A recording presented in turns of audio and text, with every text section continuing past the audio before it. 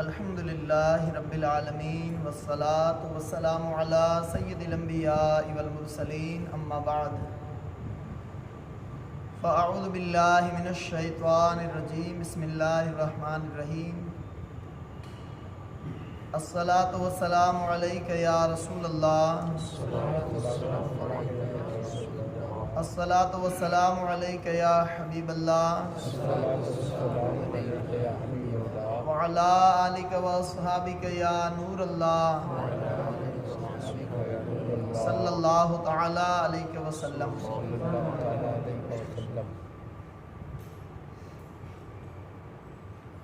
بھوک کے فوائد اور شکم سیری کے نقصانات، نفس کے خلاف جہاد۔ اللہ کے محبوب دانائے خفایا و غیوب صلی اللہ تعالی علیہ وآلہ وسلم نے ارشاد فرمایا، جاہدوا انفسکم بالجوع والعطش فإن الأجر فی ذلک، یعنی بھوک اور پیاس کے ذریعے اپنے نفسوں کے ساتھ جہاد کرو کیونکہ اس میں اجر ہے۔ بھوک کے فوائد اور شکم سیری کے نقصانات کو سن کر اگر کسی کو یہ سوال پیدا ہو کہ بھوک کی یہ عظیم فضیلت کیوں کر ہے اور اس کا سبب کیا ہے، حالانکہ معدے کو اس کے علاوہ کچھ نہیں کہ معدے کو صرف تکلیف پہنچانا اور اذیت جھیلنا ہے، اگر یہ معاملہ ہے تو وہ چیز جس سے انسان کو تکلیف ہو، جیسے خود کو مارنا، اپنا گوشت کاٹنا، ناپسندیدہ اشیاء وغیرہ کو استعمال کرنا، ان میں بھی بڑا اجر و ثواب ہونا چاہیے۔ اس کا جواب یہ ہے کہ یہ بات ایسی ہی ہے جیسے کوئی شخص دوا پیے، پھر اسے اس کا فائدہ تو ہو تو وہ یہ گمان کرے کہ فائدہ دوا کی کڑواہٹ کی وجہ ہے اور ناپسندگی کی وجہ سے ہوا ہے فائدہ، چنانچہ وہ ہر ناپسند ذائقے والی چیزوں کو استعمال کرنے لگے، تو کیا یہ صحیح ہوگا؟ نہیں، یہ غلطی ہے، بلکہ فائدہ جو ہے وہ دوا کی وجہ، دوا کی کڑواہٹ اور ناپسندگی کی وجہ سے نہیں ہے۔ فائدہ جو ہے وہ دوا میں جو موجود خاصیت ہے، اس کے اندر جو کنٹین ہے، اس کی وجہ سے فائدہ ہوا ہے، نہ یہ کہ اس کے کڑوا ہونے کے سبب۔ اور اس خاصیت پر صرف اطباء، ڈاکٹر حضرات ہی واقف ہوتے ہیں کہ کس دوا کے اندر کون سی خاصیت ہے، یہ جو اس کا کیا فائدہ ہے، وہ مریض نہیں جانتا ہے، وہ ڈاکٹر ہی جانتے ہیں۔ ایسے ہی بھوک سے حاصل ہونے والا نفع، بھوک سے حاصل ہونے والے نفع کی وجہ بھی صرف علم والے لوگ جانتے ہیں، اور جو شخص اس وجہ سے بھوکا رہے کہ شریعت میں اس کی تعریف اور توصیف بیان کی گئی ہے، تو وہ بھی فائدہ اٹھائے گا، اگرچہ وہ فائدے کی وجہ نہیں جانتا لیکن پھر بھی وہ فائدہ اٹھائے گا۔ جیسے کوئی شخص دوا پیتا ہے تو اسے فائدہ حاصل ہوتا ہے، اگرچہ اس کو معلوم نہیں ہے کہ یہ کس وجہ سے دوا نے فائدہ دیا ہے، اس کے اندر کون سی خاصیت ہے، اس کے اندر کون سے کنٹینٹ، کیا چیزیں اس کے اندر ہیں، وہ اسے پتہ نہیں ہوتا، لیکن دوا اس کو بھی فائدہ پہنچاتی ہے۔ اگر ایمان جو ہے، ایمان درجہ ایمان سے جب بندے ترقی کرتے ہیں تو درجہ علم تک پہنچنا چاہتے ہیں۔ اگر تم درجہ ایمان سے ترقی کرتے ہوئے درجہ علم تک پہنچتے ہو تو ہم تمہارے لیے اس کی تشریح اور تفصیل بیان کرتے ہیں۔ اللہ پاک فرماتا ہے، یرفع اللہ الذین آمنوا منکم والذین اوتوا العلم درجات، اللہ تمہارے ایمان والوں اور ان کے جن کو علم دیا گیا ہے درجے بلند فرمائے گا۔ امام غزالی رحمۃ اللہ علیہ فرماتے ہیں کہ ہم کہتے ہیں کہ بھوکا رہنے کے 10 فائدے ہیں۔ پہلا فائدہ، دل صاف ہوتا ہے، طبیعت میں تیزی آتی ہے، بصیرت کامل ہوتی ہے۔ کیوں؟ اس لیے کہ پیٹ بھر کر کھانے کی وجہ سے سستی پیدا ہوتی ہے، دل اندھا ہوتا ہے، بخارات یعنی گیس جو ہے وہ معدے سے دماغ کی طرف چڑھتے ہیں، اور اس کی وجہ سے دماغ کے اندر گیس جب بڑھ جاتے ہیں، یہاں تک کہ غور و فکر کی جگہوں پر قبضہ کر کے غور و فکر کے راستوں کو یہ بند کر دیتے ہیں۔ چنانچہ اس کی وجہ سے فکری میدان میں گھومنے اور کسی بات کو فوری طور پر لینے میں دل کو پریشانی ہوتی ہے۔ بہت سی مرتبہ ایسا ہوتا ہے کہ کوئی چیز آ پڑتی ہے تو ہم بولتے ہیں کہ سوجھتا نہیں ہے کہ کیا کریں، تو یہ فوری طور پر اس بات کو لینے میں، سوچنے میں، غور و فکر کرنے میں دل کو پریشانی ہوتی ہے۔ جیسا کہ جب بچہ جب زیادہ کھانا کھا لیتا ہے تو اس کی یادداشت اور ذہانت میں بگاڑ پیدا ہوتا ہے، اور وہ کسی بات کے لینے اور سمجھنے کے معاملے میں اس کی جو قوتیں ہیں وہ سست ہو جاتی ہیں، اور اس کی وجہ سے بچہ بھی سست ہو جاتا ہے۔ حضرت سیدنا ابو سلیمان دارانی رحمۃ اللہ علیہ فرماتے ہیں کہ بھوک کو اختیار کرو، کیونکہ اس سے نفس کمزور پڑتا ہے،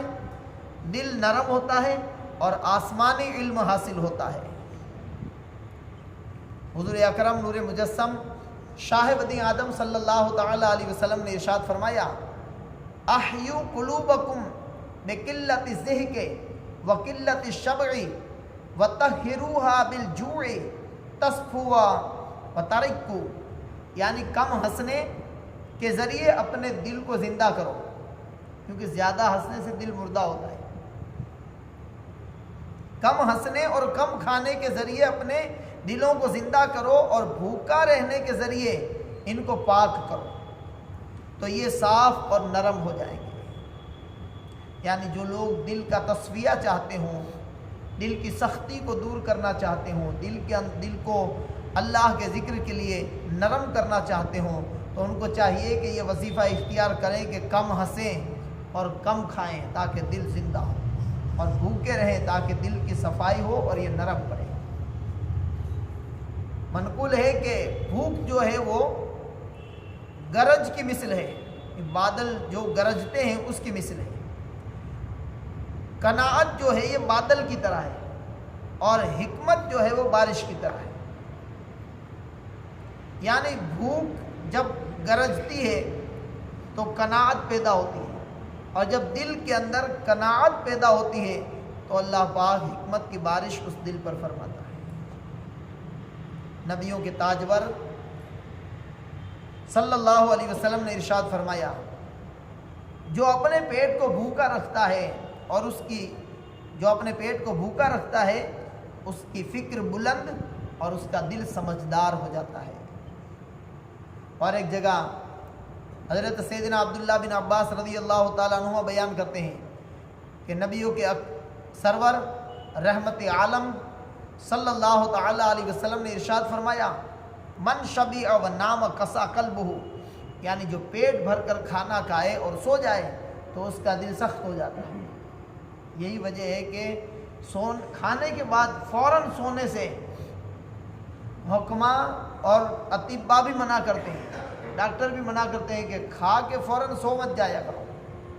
اس لیے کہ جو کھا کے فوراً سو جاتا ہے اس کا دل سخت ہو جاتا ہے۔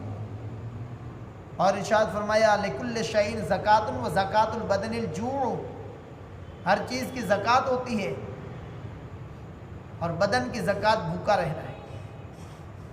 زکوٰۃ سے مال کی زکوٰۃ نکالتے ہیں تو مال پاک ہو جاتا ہے، اس طرح جب بدن کی زکوٰۃ نکالتے ہیں تو دل صاف اور پاک ہو جاتا ہے۔ اور ایک روایت میں یہ ہے کہ لکل شیء زکوۃ و زکوۃ البدن الصوم، ہر چیز کے لیے زکوٰۃ ہے اور بدن کی زکوٰۃ روزہ ہے۔ آپ اچھی طرح سمجھ سکتے ہیں کہ جب بندہ روزے رکھتا ہے تو اس کے اندر ایک پھرتی پیدا ہوتی ہے ہر معاملے کے اندر، رمضان کے مہینے میں اس کو ہر کوئی محسوس کرتا ہے کہ آدمی رمضان پورا ہوتا ہے تو ہلکا پھلکا ہو جاتا ہے، اور رمضان کے مہینے کے اندر جو دوڑ کر بندہ مسجد کے اندر آتا ہے، نماز کے لیے آتا ہے، عبادت میں مشغول رہتا ہے، اعتکاف میں بیٹھتا ہے وغیرہ وغیرہ، تلاوت قرآن میں بیٹھتا ہے، حلقوں میں بیٹھتا ہے، اس کی وجہ یہ ہے کہ جب بدن کی زکوٰۃ نکلتی ہے، بدن صاف اور دل کا تصفیہ ہوتا ہے تو عبادت کے اندر خود بخود شوق پیدا ہوتا ہے اور دل بھی لگتا ہے۔ حضرت سیدنا ابو بکر شبلی رحمۃ اللہ علیہ فرماتے ہیں، میں جس دن بھی اللہ تبارک و تعالیٰ کی خاطر بھوکا رہا، میں نے اپنے دل میں حکمت اور عبرت اور نصیحت کا ایسا دروازہ کھلتے دیکھا جسے میں نے پہلے کبھی نہیں دیکھا۔ یہ بات پوشیدہ نہیں ہے کہ عبادات سے مقصود معرفت تک پہنچنے والی فکر کا حصول اور حق تبارک و تعالیٰ کے حقائق کو اچھی طرح دیکھنا ہے، اور شکم سیری یعنی پیٹ بھر کر کھانا یہ اس راہ میں رکاوٹ بنتی ہے، جبکہ بھوک اس کا دروازہ کھولتی ہے، اور معرفت جو ہے جنت کے دروازوں میں سے ایک دروازہ ہے، لہٰذا بہتر ہے کہ مسلسل بھوکا رہ کر جنت کا دروازہ کھٹکھٹاتے رہیں۔ اسی وجہ سے حضرت لقمان حکیم رحمۃ اللہ علیہ نے اپنے بیٹوں کو ارشاد فرمایا کہ بیٹا، جب معدہ بھر جاتا ہے تو غور و فکر کا سلسلہ رک جاتا ہے، حکمت چلی جاتی ہے، اور اعضاء عبادت کے معاملے میں سستی کرتے ہیں۔ حضرت سیدنا ابو یزید بستامی رحمۃ اللہ علیہ فرماتے ہیں، بھوک بادل کی طرح ہے، جب بندہ بھوکا ہوتا ہے تو بھوک دل پر حکمت برساتی ہے۔ مصطفیٰ جان رحمت شفیع امت صلی اللہ تعالی علیہ وسلم نے فرمایا، بھوک حکمت کا نور ہے، شکم سیری اللہ تبارک و تعالیٰ سے دوری ہے، کیونکہ جب پیٹ بھر کر کھا لیتے ہیں تو پھر نماز کے لیے جانے کو جی نہیں چاہتا ہے، بہت سی عبادتوں میں رکاوٹ پیدا ہوتی ہے، یہی اللہ سے دوری کا سبب ہے۔ اور مساکین سے، مسکینوں سے محبت اور ان کے قریب ہونے سے اللہ تبارک و تعالیٰ کا قرب حاصل ہوتا ہے۔ اور پیٹ بھر کر نہ کھاؤ کہ اپنے دلوں سے حکمت کا نور بجھا دو گے، اور جو کم کھانا کھا کر نماز پڑھتے ہوئے رات گزارتا ہے تو صبح تک اس کے آس پاس بھورے رات گزارتی ہے۔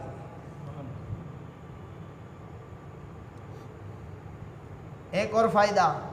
دوسرا فائدہ، 10 فوائد میں سے دوسرا فائدہ، بھوکا رہنے کا ایک فائدہ یہ ہے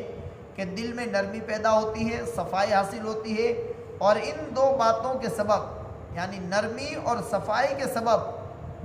مناجات کی لذت پانے اور ذکر کا اثر قبول کرنے کی صلاحیت دل کے اندر پیدا ہوتی ہے۔ بھوک کی وجہ سے دل میں نرمی پیدا ہوتی ہے اور دل میں صفائی ہوتی ہے، اور نرمی اور صفائی جب پیدا ہوتی ہے تو ان دو باتوں کے سبب سے مناجات میں، دعا میں، عبادت میں لذت پانے اور دل جو ہے وہ ذکر کا اصل قبول کرنے کی صلاحیت دل کے اندر پیدا ہوتی ہے۔ کئی بار ایسا ہوتا ہے کہ زبان پر ذکر جاری ہوتا ہے اور دل بھی حاضر ہوتا ہے، یعنی وہ اس کے معنی کو سمجھ رہا ہوتا ہے، لیکن رقت اور صفائی نہ ہونے کے سبب دل کو نہ تو اس سے لذت حاصل ہوتی ہے اور نہ ہی دل اس کا اصل قبول کرتا ہے۔ ایسی بہت سی مرتبہ ایسا ہوتا ہے، اکثر ایسا ہوتا ہے، ہم ذکر کرتے ہیں لیکن اس کی لذت سے اور اس کی حلاوت سے محروم ہوتے ہیں، کیونکہ رقت اور قلب میں صفائی نہ ہونے کی وجہ سے دل ذکر کی لذت سے محروم ہوتا ہے۔ دل کی سختی کے باعث دل